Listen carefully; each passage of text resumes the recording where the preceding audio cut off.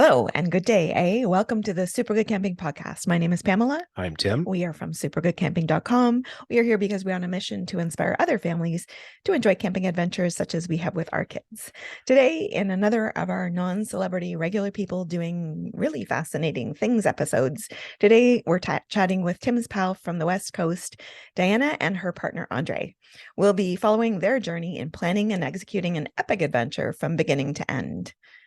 Welcome to the Super Good Camping Podcast. Yay! Thanks for coming back. Yeah. And Thank you for having us. nice to meet you finally, Andre. Yeah. Nice to meet you as well. So today, because you guys are just awesome at what you do, and I continue to be jealous and will be for the rest of my life. Give me an intro to how you guys go about, maybe how you choose where to go. Like, what's the planning? How does that work for you? Because you guys do big, cool stuff.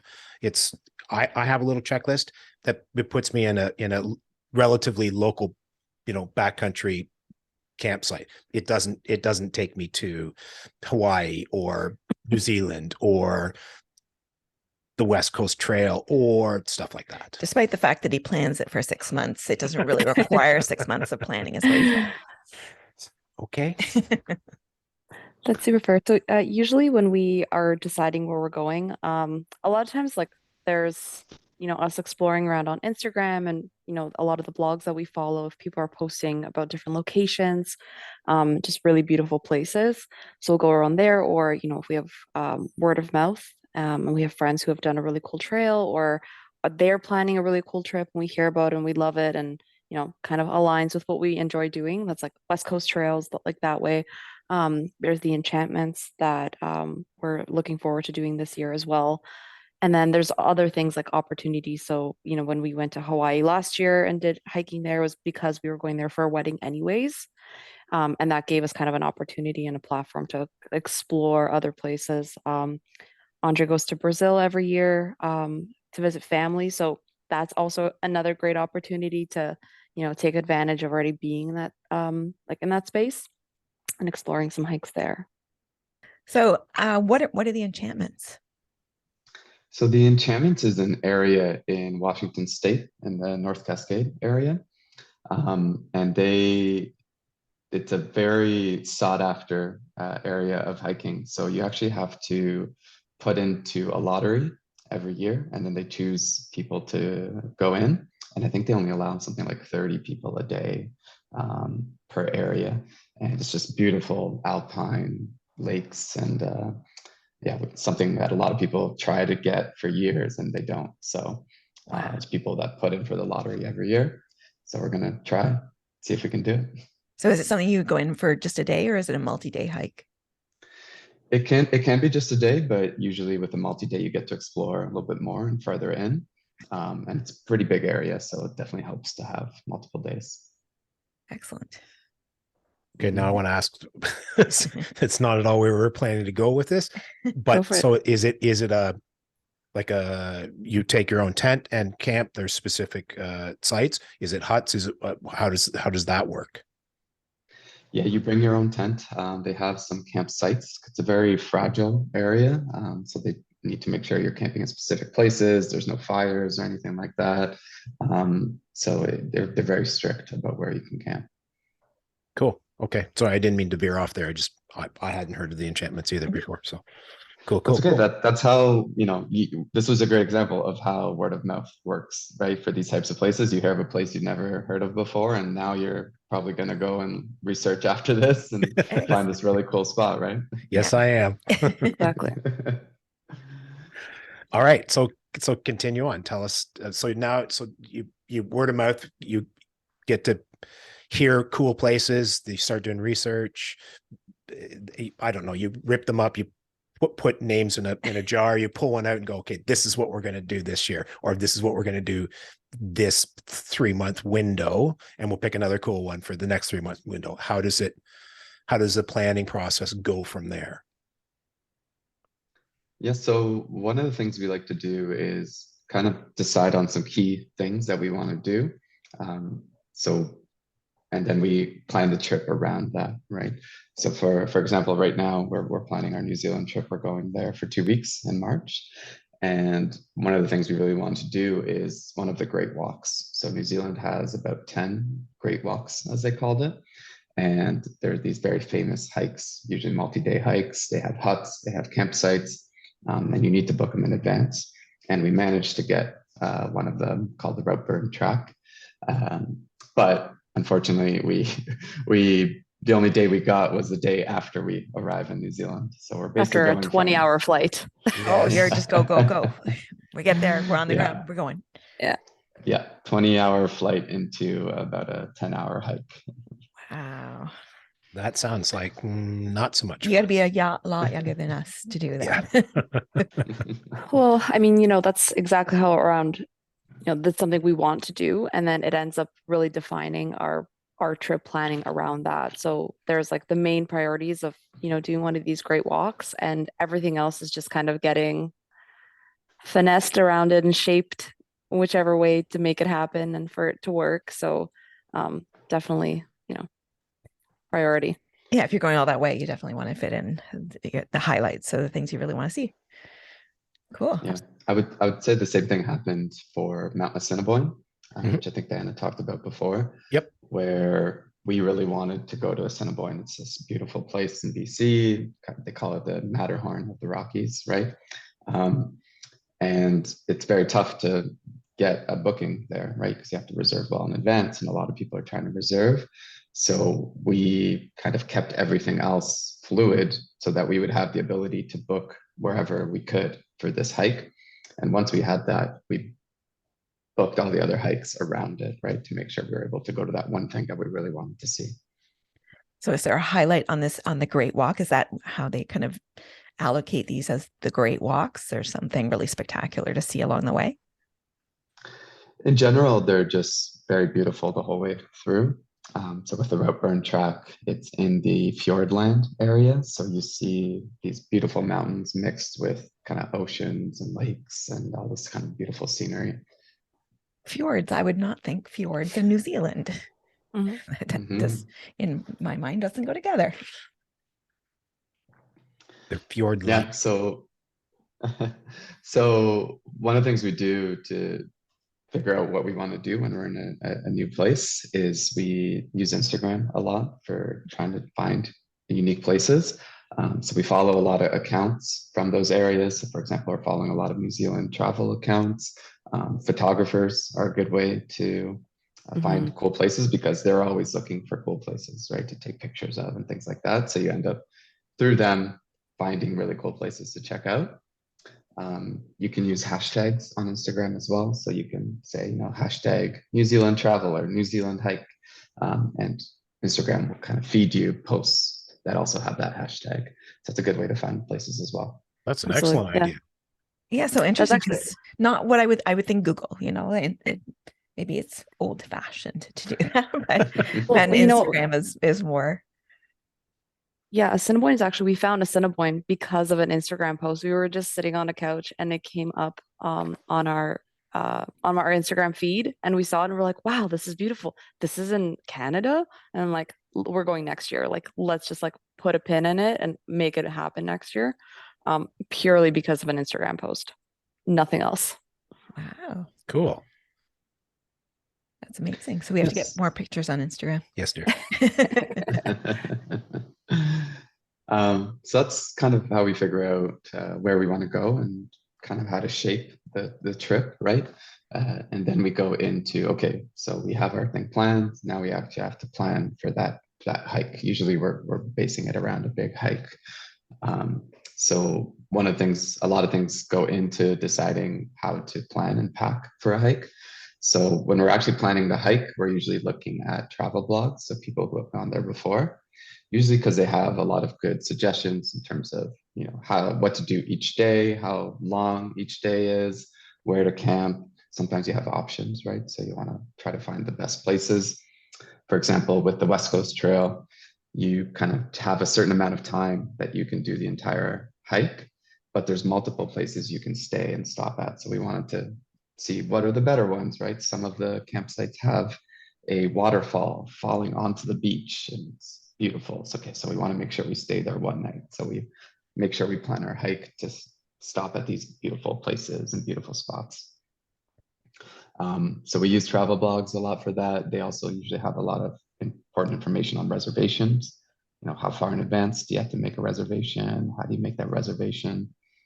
As well as transportation options, for example, with the West Coast Trail, as well as with the Great Walk that we're planning in New Zealand. It's a through hike. So you have to figure out, okay, how are you going to get from one spot to the other? Are you going to ditch a car on one side? Some places have shuttles, or people were suggesting hitchhiking. So that's another option if you're for the brave. Yeah, so your car is going to be in one place and you got to get to the other end, and then you're going to end up where your car is eventually. Exactly, yeah. Yeah. Well, and then in the canoe world, it's usually there's usually an outfitter or something that's got a shuttle that could, because people do that, right? It's a canoe through, and then they shuttle you back to your car. Oh, that's good as well. Yeah, it's super convenient. And then getting closer to the hike, we want to make sure we're checking for updated trail conditions, things like that. So we usually use an app called All Trails for that. It has a lot of different hikes already mapped out, even for canoeing, actually. And people will go in and comment on recent trail conditions and updates. So especially here in BC, when it's getting into the summer, sometimes the snowpack takes a longer to melt. So you're trying to decide, okay, is there going to be snow by the time we get up to the top? Do we have to bring micro spikes or different kinds of gear for that type of condition? We went to a place called Elfin Lakes last July, and we were super excited. It's a beautiful spot, very easy to get to, but very beautiful views. And leading up to the hike, we were looking at these reviews and people are saying the snow hasn't melted yet. So if we hadn't looked that up, we would have assumed it was going to be clear, right? But Exactly. It's July. Yeah. Yeah, that was funny because when we were down below, there was no snow. It was nice. It was warm. And then as we're going up, it's just slushy. And then it's just pure whiteout snow. And then we ended up having to shovel our tent pad to find it. And people were just sleeping, like we're camping on the snow because there was, I would say, maybe a meter of snow over top the entire area. So people were just shoveling out tent pads to find a place to sleep. And when we were shoveling ours out, people were coming up to us and they're like, "How did you guys find the tent pad? Like, how are you supposed to find these things? Because they're just buried under the snow." And same with getting water. That everything was frozen. Getting water was like this, like super dangerous on all fours, like trying to scoop water from a frozen lake and like hopefully you don't fall in at any point. But yeah, so super All Trails is very, very handy. We did make the decision to actually pay for a premium subscription. I think it's $30 a year, and you can download maps offline, which is really, really great. We used it actually on several different hikes where it is basically our guiding principle along the route to just check for elevation, make sure we're, just traveling the right path. And sometimes we get to a point where you're kind of like scrambling, or it just, there's a lot of loose rocks and it's very hard to actually find the direction you're supposed to go in, and there's no markers. So All Trails has been like super, super helpful. Hopefully they sponsor us somehow from this. But yeah, it's honestly such a great app and we use it all the time. Yeah, I've actually used it to plan beaver hikes here in Toronto, that they've got hikes mapped out for Sunnybrook Park and whatever too. Yeah, like every time we're going on a hike, we immediately check All Trails to see if anyone's commented on the most recent conditions. Or we'll actually backtrack and check conditions at the time. So it's like if we're planning a trip in April, we'll go, and let's say it's December, we'll just like backtrack to the years before for like April, and then be able to read the conditions there and what people are mentioning. So that is also like a really helpful way to kind of gauge what the actual conditions were like during those times. Awesome. Cool. Smart. So Diana, do you want to get into a bit of the actual packing for these types of trips? Absolutely. So in terms of packing, there's kind of a few, I would say, checkpoints that we do along the way to make sure we're packing correctly for things. So one of them is the type of weather that we're going to be experiencing. So whether we're going up on elevation, kind of like how Andre mentioned Elfin Lakes, that started off kind of dry, ended up really snowy and wet. So elevation is a really kind of like key important thing. There's also just like the geography of that area.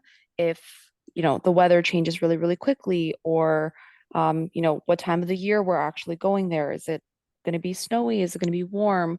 The climate of that place itself, with the West Coast Trail, it was so much rain, mud. Like that's all we're reading around is rain, mud. Like expect to be soaking wet, expect to be covered in mud.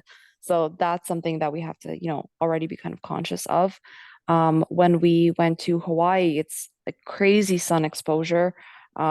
Could be really, really dry, a lot of heat. You have like UV rays that you have to be considerate of.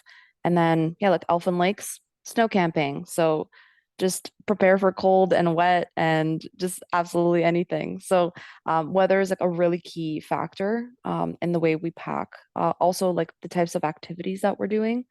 So if we need micro spikes, if we need snowshoes, any kind of water shoes for river crossings. There's also, bear spray is like a huge thing. Obviously where you're going, you need certain protective equipment to make sure you can comfortably hike around. I did mention to Tim last time we chatted around when we were doing Panorama Ridge. Well, actually, we were doing Black Tusk, and we were walking on the boardwalk, and it's just like beautiful meadows, everything. And then we like passed a tree, and there was a black bear just eating berries right around the corner. We didn't even notice. Like Andre was leading the way, and he didn't even notice, and I was like, pull him back. Just slowly like back away because there's a random bear. And then yeah, the other thing is like how many days we're actually going for, because there's times where if you're just going on a day hike, obviously a lot of the stuff can be removed and it's not really that important. And worst case, you're like, it's okay if you get soaked or you're just coming back down anyways. So there's a bit of flexibility. But if we're going there for several days, like it was the West Coast Trail, we had to be prepared that every single day you could potentially be absolutely soaked, and then you need a change of clothes all the time because there's not necessarily an opportunity to dry things out. Or if you're really, really cold, you want to be able to layer up and like remove layers very easily. So that has like, you have to be like very flexible in that sense. And then, make a lot of trade-offs depending on the type of trip we're having. If we're, if we're expected to carry like a 25-pound bag up and down a mountain on crazy elevation, we probably won't bring chairs, and we will not be bringing hammocks or other like fun luxuries. And it's a really like important balance between comfort and weight, because every little piece of weight counts when you're having to carry it. And then, yeah, the other thing is like we try to cut weight as much as humanly possible when we're packing for things. So usually like we'll reuse clothing for pillows, or we'll share utensils. As I mentioned before, Andre and I have now we share one bowl and one spork. That's it. We don't go on separate utensils anymore. We also found these really great reusable Ziploc bags, because before we would like Ziploc bag everything to portion and ration food. But now we actually started using these reusable Ziplocs, which is better for the environment, but also you can use them as basically as a bowl for things. And it's great because then we just like boil water and we can like make oatmeal in it. So it stores our oatmeal and it's also the bowl for our oatmeal. And then we don't bring plates or any bowls. No, well, and that seems to be a thing, certainly with hikers. Shave every gram, every little bit, because it all adds up in the end. So absolutely. I'm not sharing a spork with Thomas. I don't care if he's my kid, he's got cooties. I think that's one thing that's very different from canoe camping that we've done some in Algonquin as well, right? Where you can bring so much more, because in a canoe it doesn't weigh as much, and the only crappy part is on the portage that you have to carry it. But otherwise, I mean, we would bring beer, we would bring steaks and all this kind of delicious food that when you're hiking, one, you don't really have the place to store, and two, you got to carry everything, right? But even with that, it's funny the amount of hikers I'll see at the top of a mountain just drinking beer, you know. It's like it's an essential, I guess. Yeah. Absolutely. Like Priorities. the yeah, and like that's the thing with hiking, like the second you are the one responsible for carrying, like everything matters. Like every little bit, it's trade-offs constantly. You know, there's times where we like really, really want a beer up top, and you're just like, I want this beer up top. It's gonna be a rough hike, and I'm gonna be so grateful for this beer, and I'm willing to carry this heavy thing for the next like 20 kilometers out of just pure like it is a necessity. Um, Anticipation of how good that's going to be when you get Yeah, there. that'd be pretty exactly. awesome. Yeah. Yeah, and it's like then we have trade-offs in other ways. We're like we won't bring a chair. I remember there was one time we were going for a hike and Andre's like insisting on a chair, and he's just like, I am bringing my chair because I want to get up top and I want to sit there in comfort and not like be on a rock or like crossing my legs. And I just want to relax and sit down. I'm like, that's fine. I will sit on the ground. I'm not in any way carrying a chair. So it's very much like individual just trade-offs back and forth with everything. And that's including food. I'd say there are some things we always do bring though that is essential. One of them is we have a Garmin InReach device, which is Mhm. basically a satellite phone. And that's really important, right? When we are going into the mountains, when anything can happen and, help is not always close by. Having that is always a really good peace of mind for us as well as our parents, right? Because if something does happen, we can always call for help as well as we can update them on our location. So when you can send a message, it has your location as well as, hey, I'm staying here for the night or stopping, gonna move on. It's a very helpful tool. Yep. Yeah. Yep. Agreed. We've got a Zolio, and we Mhm. download maps into my phone, but I can access the GPS, whatever the thing through the Zolio. I can use the maps and see where I am. We do the same deal. I shout out to Pamela and to my dad so that they can see, that we're at this Latin this long. They can track our progress. It's got the SOS button, does the things. So they're all essentially doing the same things. It's whatever works best for each individual person. But yes, Yeah, I exactly. highly agree. That's a very important piece of gear. And I resisted it forever. Now it's like, what are you, stupid? Just take the damn thing, would you?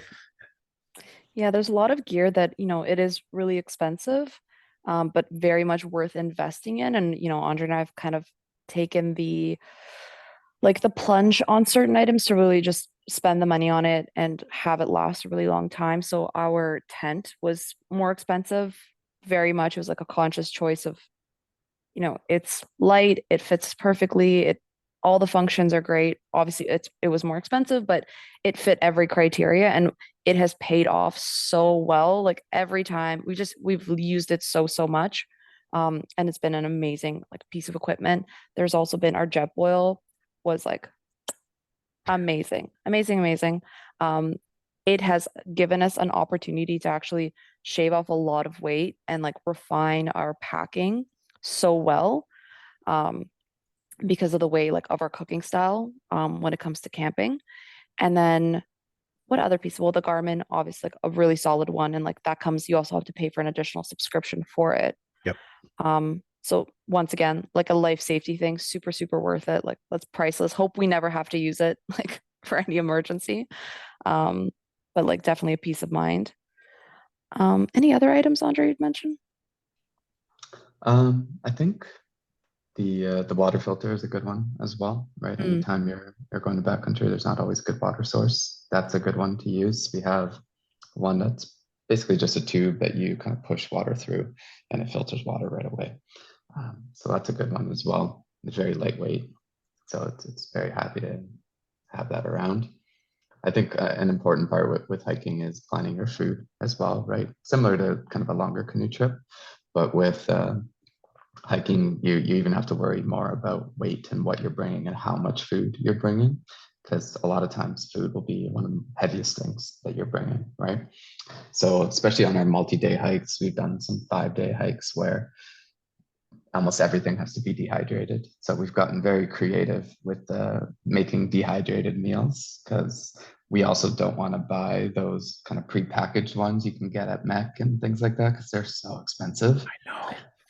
I know. Tim, I think that you dehydrate your own food. Is that right? Yeah, I mean, we do buy. I think I buy freeze dried eggs because I'm not going to attempt that and find out that I didn't do it properly when we get out there. That'll go poorly for me. And I sometimes buy the mashed potatoes in a box just because it's easy. Why would I spend all that effort? I can go and spend, $4 to buy a big box of it. But the rest of it, yeah, I do it all ourselves. Yeah, Works fine. that's impressive. We haven't gotten into dehydrating yet, but we have found a lot of types of food that come dehydrated already. And some good resources for that are Bulk Barn, if you have Yep. one near you, or there's some other grocery stores we found here in BC. I feel like there's a lot more options here in BC because people are looking for that. But we would kind of just go to these specialty bulk grocery stores, and they have so much different things that you can use. One that we've gotten really into is called TVP. It's textured vegetable protein, or textured soy protein is Okay. another one. And it's kind of like a dehydrated food that once you hydrate it, it has the texture of ground beef, and it takes whatever flavor you put into it. So that's a really good one just for adding extra protein into any meal. So we'll add it into a ramen, or we'll add it with mashed potatoes, and you get kind of a shepherd's pie type situation with dehydrated veggies. We've gotten pretty creative in the types of meals that we make. Cool. Yeah. So do you try them out at home? Like, do you try a round of it and then go, yeah, that works. We'll take that with us, as opposed to getting out there and going, oh, this is terrible. It tastes like sawdust. Exactly. Well, for Yeah. the West Coast Trail, we actually did an entire like sampling cooking evening of just taking all of these new ingredients and then trying them out with different seasoning spices. Because I mean, when it comes to food and with dehydrated things, like when you're hiking, you just want something that's savory and delicious and is like you're gonna be just starving. Anything will be delicious at that point. So it's like there is a threshold of like how desperate and hungry you will be by the end of the day that you'll kind of almost eat anything. But then to really like meet those cravings, a lot of it could just be around like seasonings and flavors and things that are actually very light and impactful. So, being able to, for example, take something like TVP, which has like a ground beef kind of like texture, you can absolutely add so many seasonings and make it taste super delicious. Where we've tried making like shepherd's pie, or like, like with like mashed potatoes and gravy and ground beef, or making like doing like burritos or tacos, or once again, it's just all around like seasonings and sauces and flavors, and infusing that into these flavorless like TVPs, and trying to make the most out of it. So it definitely requires a lot more creativity, and we're trying to measure things out and getting the right ratios of everything. Same with like our oatmeal and chia seeds, and it's a lot of chemistry more than anything. Well, and with the TVP, the nice thing with that too is you don't need to worry about it spoiling. I assume it's not like actual beef. Taking actual ground beef, you've got to worry about it spoiling. Exactly. Yeah, and making it at home is a good suggestion as well, because of Dan lightly touched on that, is the portions. The portions are really important because you want to make sure you have enough food, but you don't want to overpack because then you're bringing extra weight that you don't need. So it's always a very delicate balance of how much you actually need to satisfy all those calories you spent from hiking all day, but not overpacking because you don't want to have extra weight that you're not using. Yeah, we did find there was one time we were on hike and we were like super, super strategic in terms of our portions, everything. And we found ourselves so hungry because just like the distances that we were hiking per day were so crazy and it was so intensive, and there's so much elevation that we were actually eating way more than we were planning on. And we ended up on the way back, we were like, okay, we brought a spare meal and we're eating the spare meal right now. Like if we even spent one day extra, like we would have ran out of food. And that was kind of a stark little reality. I mean, it was okay because we were on our way back down. It was fine, but it was just, brought into light that if we're not being conscious of the distance, how much effort we're actually putting in. Because if it was a leisurely walk, that food would have been enough and we probably would have had way more extra. But the second we're getting into something with like a lot of elevation, really long distances, and we're just burning through calories like crazy, like our consumption is completely different than anything else. Like when we're going on a hike, I mean, we are eating, at least I'll speak for myself, but I mean, I'm eating probably double as much as I would eat on any other normal day. Like you're just snacking, like your calorie intake is crazy. And it's super important to take that into consideration, that what type of activity you're actually doing, and then supplement like enough calories for that.